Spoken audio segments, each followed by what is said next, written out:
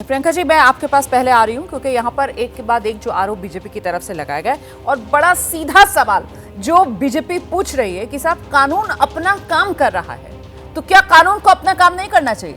प्रियंका गुप्ता, कांग्रेस को आपत्ति क्यों हो रही है, सड़क पर क्यों उतर रहे हैं?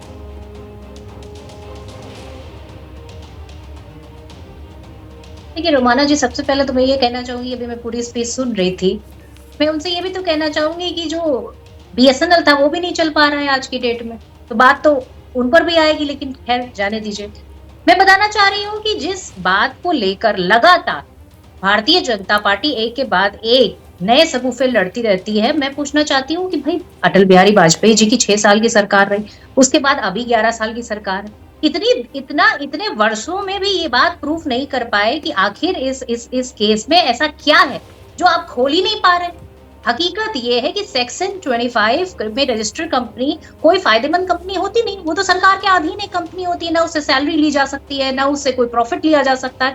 फिर आखिर ये क्यों कहा जा रहा है कि हर बार की जो है कि ये कंपनी से फायदा उठाया जा रहा है? किस तरह का फायदा उठाया जा रहा है? जिस समय देश आजाद हो रहा था तब एक कंपनी बनती है, उस कंपनी के अधीन जो है 3 अखबार चलाए जाते हैं, वो देश की आजादी के लिए पूरी तरीके से समर्पित थी, देश को आजादी मिल गई। उसके बाद इस कंपनी पे 90 करोड़ का लोन था, जिस लोन को एक नई कंपनी बनाकर खरीद लिया जाता है, 50 लाख रुपए में उस लोन को खरीद लिया जाता है एक तरीके से। इसमें कहां से कोई चीज जो है पूरी तरीके से ना किसी पैसे का कोई लेना है, ना देना है, ना प्रॉपर्टी किसी के नाम हुई, ना बेची गई, ना खरीदी गई। प्रियंका जी, है क्या ऐसा? प्रियंका जी, आपने इतने आराम से इतनी बातें कर दी। एक तो मुझे बीएसएनएल आप लेकर आ गई, सुन लीजिए, बीएसएनएल आप लेकर आ गई। हाँ, आप अटल बिहारी वाजपेयी की सरकार का समय लेकर आ गई। मेरी बात सुन लीजिए, अटल बिहारी वाजपेयी की सरकार का इससे क्या लेना देना? अटल बिहारी वाजपेयी की सरकार का इससे क्या लेना देना, आप मुझे बताइए ना। ये मामला कब का है प्रियंका जी, ये मामला कब का है? भाई साहब 2008 में, प्रियंका जी सुनिए ना, प्लीज सुनिए, 2008 में ये लोन दिया गया। 2008 में ये लोन दिया गया। कब दिया गया था लोन? कांग्रेस पार्टी की तरफ से कब दिया गया लोन एजेएल को? बताइए। अरे भाई ये बताइए, कैसी लग रहा है कंपनी? भाई आप मुझे बताइए कि लोन कब दिया गया? ये मामला पैसे की हेराफेरी का है ना, ये नेशनल हेराल्ड का मामला नहीं है। ये एजेएल और यंग इंडियन को लेकर मामला है। ये मामला यंग इंडियन, जिसमें 38% हिस्सेदारी राहुल गांधी और प्रियंका गांधी की है, माफ कीजिएगा सोनिया गांधी की है, उनसे जुड़ा हुआ ये मामला है। एक तो आवाज बहुत खराब आ रही है प्रियंका गुप्ता की, आवाज बहुत खराब आ रही है। प्रियंका गुप्ता जी, प्रियंका गुप्ता जी, मेरा सवाल सुनेंगी तो जवाब दे पाएंगी? प्लीज आराम से, लगातार बोलेंगी तो आपको कुछ समझ में नहीं आएगा, दर्शक को कुछ समझ में नहीं आएगा। पैसे की नहीं, आप मुझे बताइए, एक पॉलिटिकल पार्टी ने, चलिए सिलसिलेवार तरीके से बात करते हैं। पहली आपत्ति है कि एक पॉलिटिकल पार्टी ने एक कंपनी को लोन कैसे दे दिया? 90 करोड़ का लोन कैसे दे दिया? All India Congress committee, Congress party ने इस एजेएल को कैसे दिया? पहले सवाल का जवाब दीजिए।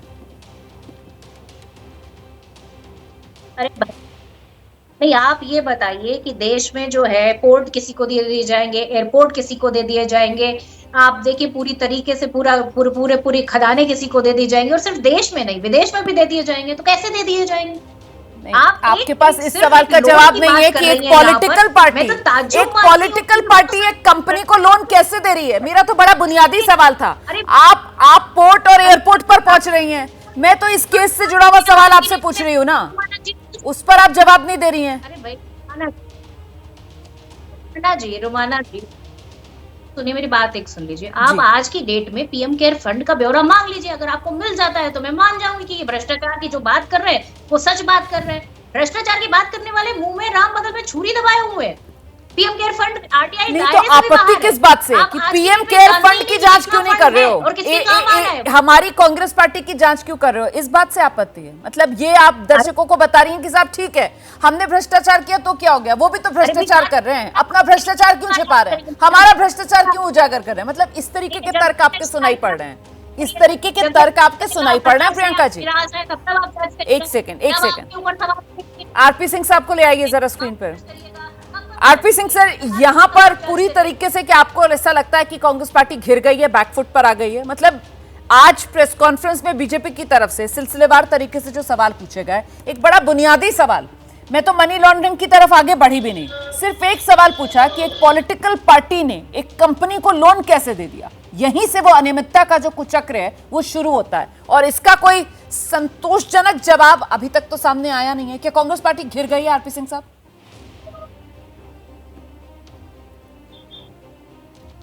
प्रमाणा जी, आपने तो यहाँ पूछा, मैं थोड़ा और पीछे जाने को तैयार हूँ। वो जो यंग इंडिया लिमिटेड कंपनी बनी, उसको 50 लाख रुपया लोन किस कंपनी ने दिया था, ये भी पूछ लेना चाहिए। वो 50 लाख रुपया यंग इंडिया लिमिटेड में किसने पैसा डाला था? वो गोयनकास की कंपनी थी। वो गोयनकास ने लोन दिया या अपनी सीड मनी डाली, इसका भी जवाब इनको देना पड़ेगा कि यंग इंडिया को गोयनकास ने, आरपीजी गोयनका कंपनी ने क्यों पैसे दिए और किस आधार पे पैसे दिए। और अब यंग इंडिया पे चलते हैं। आपने वो बातचीत पूछी कि 90 करोड़ का लोन कैसे वेवअप करा दिया पॉलिटिकल पार्टी ने। यंग इंडिया पे चलते हैं। यंग इंडिया का मूल जो है वो 50 लाख रुपया है, और यंग इंडिया ने एसोसिएट जनरल ले ली जो कि 2000 करोड़ रुपए की जिसकी संपत्ति है, और उनके शेयर होल्डर 1057 शेयर होल्डर हैं, उनकी एजिंग भी नहीं हुई। कोई आप कंपनी जब कंपनी में जब हाथ बदलते हैं तो शेयर होल्डर की जानकारी में होता है, एजीएम बुलाई जाती है। जरा बताते कि उनकी एजीएम कब हुई थी शेयर होल्डर्स की। उनके तो 2 शेयर होल्डर जो की शेयर होल्डर हैं, जस्टिस काटजू और शांति भूषण जी, उनके बयान है ऑन रिकॉर्ड। ठीक है।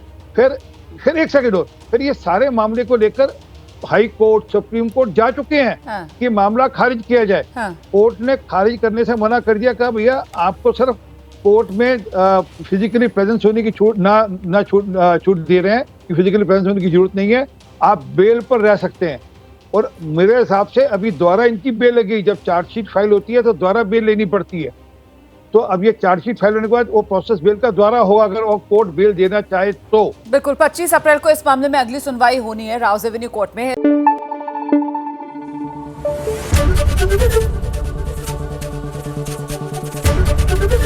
एबीपी न्यूज आपको रखे आगे।